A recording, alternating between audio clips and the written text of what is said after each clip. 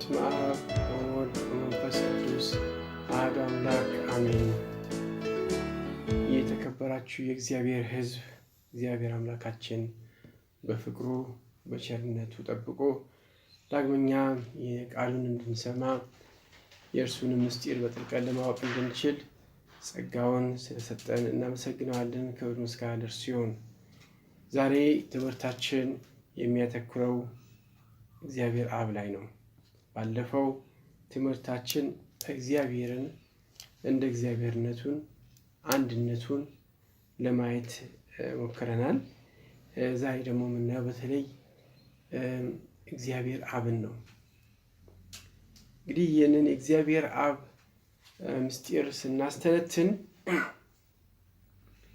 ሁል ጊዜ የምናስታውሰው መሰረታዊ የሆነው የክርስቲያን ጸሎታችን ነው። እሱም ሁሉን ነገር በስመ አብ ወወልድ ወመንፈስ ቅዱስ አሐዱ አምላክ አሜን ብለን ነው የምንጀምረው። ሁሉን ነገር የምንባርከው ሁሉን ነገር የምንደመድመው በዚሁ በቅድስት ሥላሴ ስም ነው። ስለዚህም በእነዚህ በአብ በወልድ በመንፈስ ቅዱስ ባለው ህብረት ውስጥ እግዚአብሔርን አብ ለማየት እንሞክራለን። በማቴዎስ ወንጌል ምዕራፍ 28 ቁጥር 19 ላይ ይህ የክርስቲያኖች ሙሉ በሙሉ የሚጠመቁበት ስም ነው። ይህ ስም እኛ ዳግመኛ የተወለድንበት ስም ነው። እንግዲህ ከጥምቀት በፊት ለዚህ ምስጢራዊ የሥላሴ ስም እምነታችንን መግለጽ እንዳለብን አምናለሁ በሚል መግለጽና ማሳወቅ እንዳለብን ከዚህም በኋላ ስለሆነ ይህንን አንድነት ይህንን ህብረ መለኮታዊ ህብረት መፍጠር የምንችለው እንግዲህ እምነታችን የዚህ የሥላሴ ምስጢር ላይ የተገነባ እንደሆነ ያስረዳናል። ይህም ስም አንድ እንጂ ሶስት አይደለም። እርሱም ሁሉን የሚችል አብ፣ አንድያ ልጅና መንፈስ ቅዱስ ሥላሴ ነው። እንግዲህ የክርስቶስና የክርስትና እምነታችንና ህይወታችን መሰረታዊው ምስጢር ነው ብለን ለመናገር እንችላለን። ይህ የቅድስት ሥላሴ ምስጢር እንግዲህ በእምነት ቅደም ተከተል ያየነው እንደሆነ የመጀመሪያውን ቦታ ይወስዳል። ሥላሴ የሥላሴ ምስጢር በሥላሴ ያለን እምነት። በእርግጥ ቤተ ክርስቲያን ሁለት መግለጫዎች ታስቀምጣለች፣ ስነ ሃይማኖትና ነገረ መለኮት በሚል። አንደኛው የእግዚአብሔር ውስጣዊ ህይወት የሚያስረዳ የሚገልጽ ስነ ሃይማኖት የምንለው፣ ሁለተኛው ነገረ መለኮት የምንለው የእግዚአብሔር ራሱን የሚገልጽበትን ስራዎቹን፣ ይህም ማለት እግዚአብሔር ስራዎቹን ገለጸ ማለት ማንነቱን ገለጸ ማለት ነው። ስራው በማንነቱ ይገለጻል፣ ማንነቱም ደግሞ ስራውን ይገልጻል። ይህ እንግዲህ ቅድስት ሥላሴ የእምነት ምስጢር ነው። በእርግጥ ስነ ሃይማኖት ነገረ መለኮትን ያብራራል፣ ነገረ መለኮትን ስነ ሃይማኖትን ይገልጻል። እርስ በርሳቸው የሚመጋገቡ የአስተንትኖ ምናልባት ልክ በትክክለኛ አባባል ሳይንሳዊ ክፍል ነው። በእግዚአብሔር እንግዲህ እግዚአብሔር ራሱን ካልገለጸልን በስተቀር ሊታወቅ የማይቻል ስለሆነ በእግዚአብሔር ውስጥ የተደበቀ ምስጢር ብለነው ልንገልጽ ይቻላል። ይህንን የቅድስት ሥላሴ ምስጢር ይህ እግዚአብሔር ስሉስነት ምስጢር በብሉይ ኪዳንም አንዳንድ ፍንጮችን ተሰጥቷል። በሂደት እናያቸዋለን። በተለይ በፍጥረት ስራዎቹና በመገለጽ ራሱን በመግለጽ ሂደት ውስጥ እናያቸዋለን። እስቲ እንግዲህ የእግዚአብሔርን በሥላሴ መገለጽ ብለን እንጀምርና የአብ በወልድ መገለጽ ያንን ምስጢር አንድ አፍታ እናየዋለን። እንግዲህ የመጽሐፍ ቅዱሶችን እየከፋፈትን እንግዲህ ብዙ ሃይማኖቶች ከክርስትና ሃይማኖቱ ውጭ የሆኑ እግዚአብሔርን እንደ አባት ይማጸኑታል። ሲጸልዩ እግዚአብሔር አባት ሆይ። እንግዲህ አምላክ ሁሌም እንደ የአማልክት አባትና የሰው አባት ይወሰዳል። እስቲ ፈጣሪ ወይም አባት በሚል በብሉይ ኪዳን ምናልኋላም ደግሞ በአዲስ ኪዳን የተጠቀሱትን አንዳንድ ንጽጽሮችን እንመልከት። ዘዳግም 32 ቁጥር 6 ላይ አንተ የማታስተውልና ሕሊና ቢስ ሕዝብ ለጌታ ምላሽህ ይህ ነውን? እርሱ አባትህ አይደለምን? የፈጠረህና የሰራህ ያነጻህም እርሱ አይደለምን? በሚልኪያስ ቁጥር 2 ምዕራፍ 2 ቁጥር 10 ላይ ደግሞ የሁላችንም አባት አንድ አይደለምን? የፈጠረንስ አንድ አምላክ አይደለምን?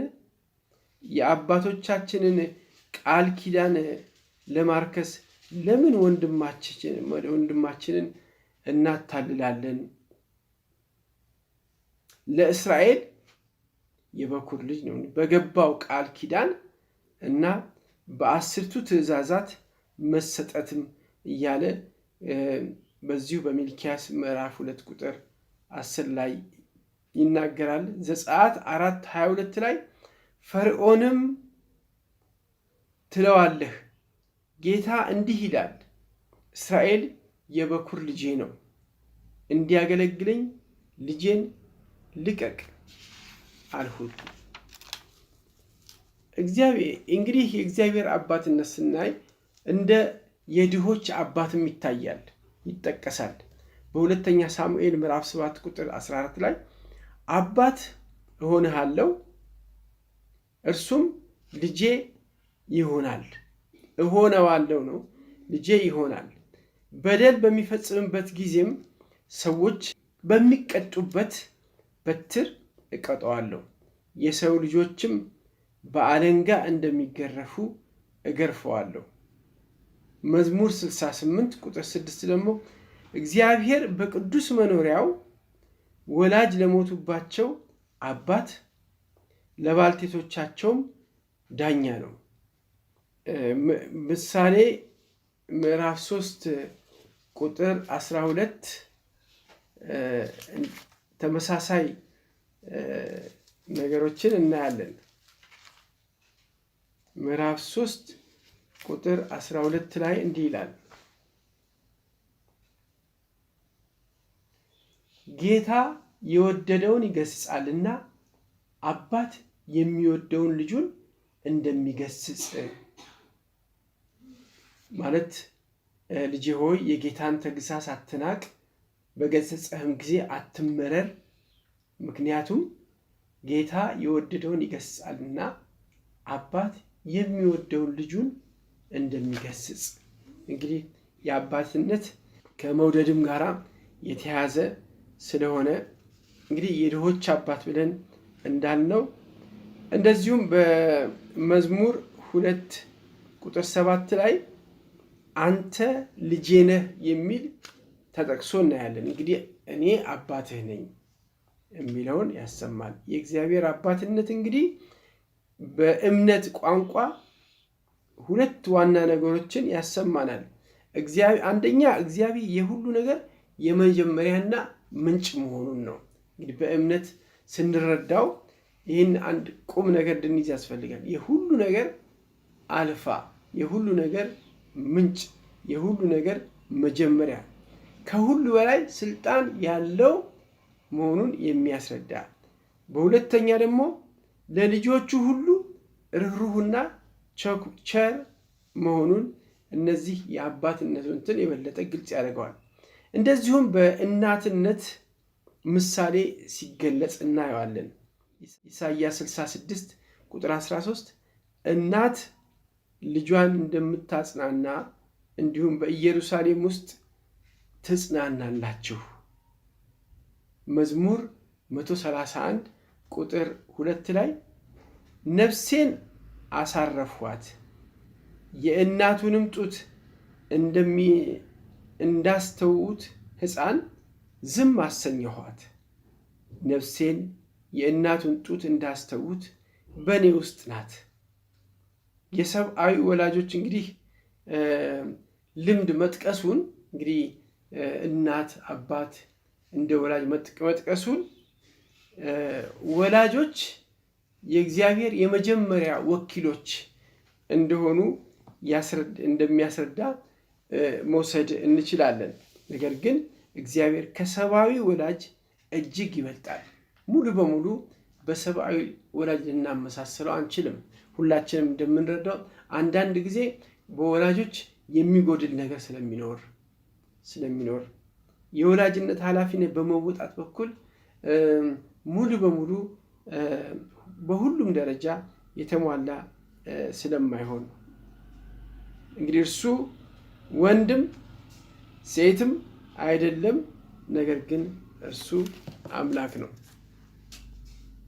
መዝሙር 27 ቁጥር 10 ላይ አባቴና እናቴ ትተውኛልና ጌታ ግን ተቀበለኝ ይላል።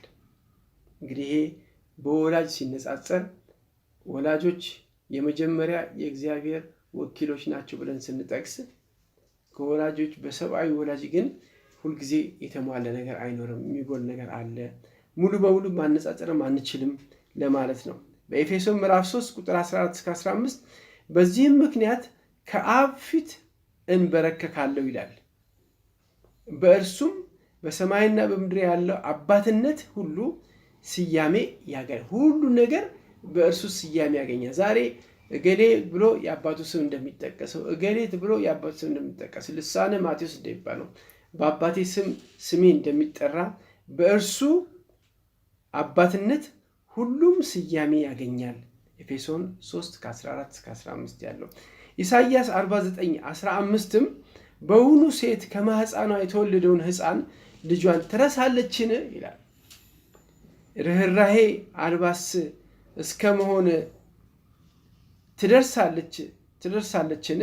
አዎን እርሷ ትረሳ ይሆናል፣ እኔ ግን አልረሳሽም።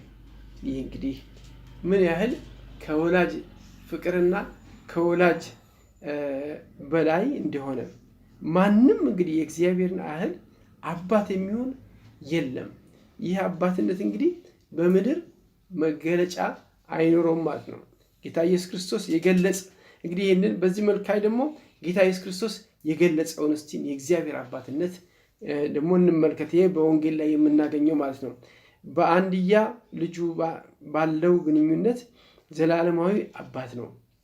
ማቴዎስ 11:27 ላይ ሁሉንም ነገር በአባቴ ለእኔ ተሰጥቶኛል፣ ከአብ በቀር ወልድን የሚያውቅ ማንም የለም፣ ከወልድና ወልድ ሊገልጽለት ከሚፈቅደው በቀር አብን የሚያውቅ የለም።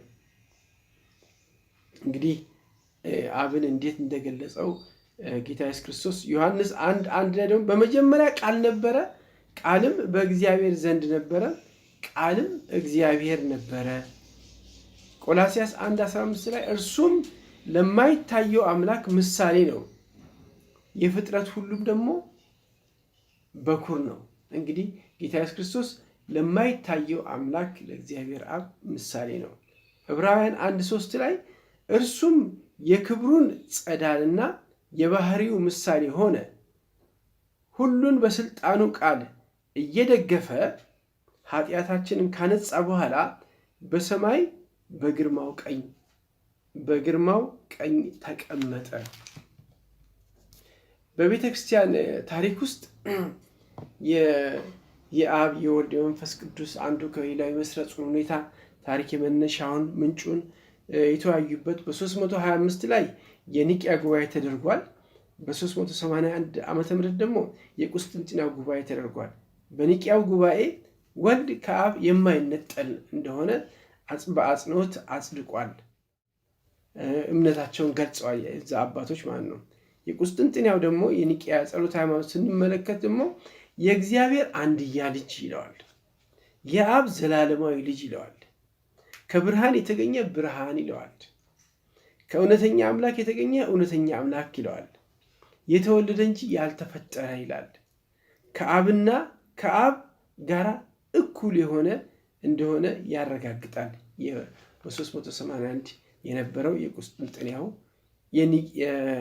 የቁስጥንጥንያው ጉባኤ ያው በኒቅያ ጸሎተ ሃይማኖት ይገለጻል። በእርግጥ እንግዲህ ቀጥለን የአብ የወልድ በመንፈስ ቅዱስ የተገለጸው መገለጽና በዮሐንስ 14 ቁጥር 16 ላይ እኔም አብን እለምነዋለሁ ይላል። ማን? ወልድ ማለት ነው። አብን እለምነዋለሁ ለዘላለም ከእናንተ ጋር እንዲኖር ሌላ አጽናኝ ይሰጣችኋል፣ መንፈስ ቅዱስ ማለት ነው። እኔ አብን እለምናለሁ፣ መንፈስ ቅዱስ እንደው ለእናንተ ይሰጣችኋል። ያን ጊዜ ዮሐንስ 14 17 ላይ እርሱ ዓለምን ሊቀበለው የማይችለውን የእውነት መንፈስ ነው ይላል። ምክንያቱም ዓለም ስለማያውቀውና ስለማያውቀው ነው። ነገር ግን በእናንተ ዘንድ ስለሚኖር በውስጣችሁም ስለሚሆን እናንተ ታውቁታላችሁ። እንግዲህ እነዚህ የቅድስት ሥላሴ ህብረት አንድነታቸው የእያንዳንዳቸው ያለው በአምላክነት ያላቸው ህብረት መለኮታቸው አንድ፣ ስልጣናቸው አንድ እያልን የምንጠቅሳቸውን ነገሮች ያስረዳናል። በዮሐንስ ወንጌል ምዕራፍ 14 ቁጥር 26 ላይ አብ በስሜ የሚልከው ይላል። አብ በስሜ የሚልከው አጽናኙን መንፈስ ቅዱስ ሁሉን ነገር ያስተምራችኋል፣ እኔም የነገርኳችሁን ያስታውሳችኋል። ማን ነው ይሄ? አብ በእኔ ስም የሚልከው መንፈስ ቅዱስ ማለት ነው። እንግዲህ ሁለቱን ሁል ጊዜ አብና ወልድ መንፈስ ቅዱስን በመላክ ጉዳይ ላይ አንድ ላይ እንዳሉ ያስረዳል። ምንጭነቱ እንደተጠበቀ ሆኖ ዮሐንስ 16:13 የእውነት መንፈስ በመጣ ጊዜ ግን እርሱ ወደ እውነት ሁሉ ይመራችኋል፣ ከራሱ አይናገርምና የሚሰማውን ሁሉ ይናገራል እንጂ የሚመጣውንም ይነግራችኋል። እንግዲህ መንፈስ ቅዱስ ከአብና ከወልድ ጋር ሌላው መለኮታዊ አካል መሆኑን በዚህ ተገልጾ እናያለን። የመንፈስ ዘላለማዊ ምንጭ ስንመለከት በተልእኮ ይገለጻል። በዮሐንስ 14:26 ላይ አብ በስሜ የሚልከውን አጽናኝ ቅድምም አይተነዋል። ዮሐንስ 15:26 ላይ ዳሩ ግን እኔ ከአብ ዘንድ የምልክላችሁ አጽናኝ እርሱ ከአብ የሚወጣ የእውነት መንፈስ ነው። ከየት ይወጣል? ከአብ እንደሚወጣ እሱም ደግሞ ከአብ እንደሚቀበልና እንደሚልክልን ላኪው ማን ነው? ወልድ ነው። በመጣ ጊዜ እርሱ ስለ እኔ ይመሰክራል ይላል። እንደገና ዮሐንስ 16:14 እርሱ ያከብረኛል፣ የእኔ ከሆነው ወስዶ ይነግራችኋል። አብ ነው የሚናገረው። እንግዲህ የእኔ ከሆነው ወስዶ የኢየሱስ እንግዲህ መክበር ለመንፈስ ቅዱስ በአካል መላክ የቅድስት ሥላሴ መሟላት ነው። ኢየሱስ ሲከብር መንፈስ ቅዱስ ይላካል፣ ቅድስት ሥላሴ የተሟላ ይሆናል። በዮሐንስ ወንጌል ምዕራፍ 7:39 ላይ ይህንንም በእርሱ የሚያምኑት ስለሚቀበሉት መንፈስ ቅዱስ ተናገረ። ኢየሱስ ገና ስላልከበረ መንፈስ ቅዱስ ገና አልወረደም ነበረ ወይም አልተሰጠም ነበረ። እንግዲህ በዚህ አባባል ከአብ መንፈስ ቅዱስ ከአብ መስረጹን እናምናለን። አብም የመለኮት ሁሉ ምንጭና መሰረት መሆኑን ያስረዳናል። እንግዲህ የመንፈስ ቅዱስ ምንጩም መሰረቱም አብ ቢሆንም የአብ መንፈስ ብቻ ሳይሆን የወልድም መንፈስ ነው። እንደዚሁ በሮሜ መልእክት ምዕራፍ 8 ቁጥር 9 ላይ የክርስቶስ መንፈስ የሌለው የክርስቶስ ወገን አይደለም ስለሚል ይህ መንፈስ ከአብ ቢመነጭም የክርስቶስም መንፈስ ነውና በቁስጥንጥንያው ጉባኤ ላይ ከአብና ከወልድ ጋር የሚከብር ብሎ ይለዋል። ስለዚህ አብ እንግዲህ የመለከት ሁሉ ምንጭና መሰረት ነው መሆኑንም ቤተክርስቲያን በአንድ ቃል ታምናለች። ይህም ሆኖ የወልድም መንፈስ እንደሆነም ታምናለች። እግዚአብሔር እንግዲህ አምላካችን ይህ ጥልቅ የሆነውን የቅድስት ሥላሴ ምስጢር በቅድስት ሥላሴ ውስጥ ያለውን የአብ ቦታ የአብ ማንነት በጥልቀት እንድንረዳና ምንጭ መሆኑን ስር መሆኑን መሰረት መሆኑን እናምናለን፣ እንቀበላለን። በዚህ ነው እንግዲህ በአብ ያለን በጸሎተ ሃይማኖት ዘርት ያለን እምነታችን። እግዚአብሔር እንግዲህ በቀጣዩ ደግሞ ያሉን በተለይ የቅድስት ሥላሴን ትምህርት የሶስቱን በይበልጥ ደግሞ በጥልቀት በሚቀጥለው ትምህርታችን እንገናኛለን ለማየት እግዚአብሔር አምላካችን የተባረከ የተቀደሰ ጊዜና ወቅት ያደርግልን። አሜን። በስመ አብ ወወልድ ወመንፈስ ቅዱስ እጅን ይዘን ከአዘቅት ማውጣት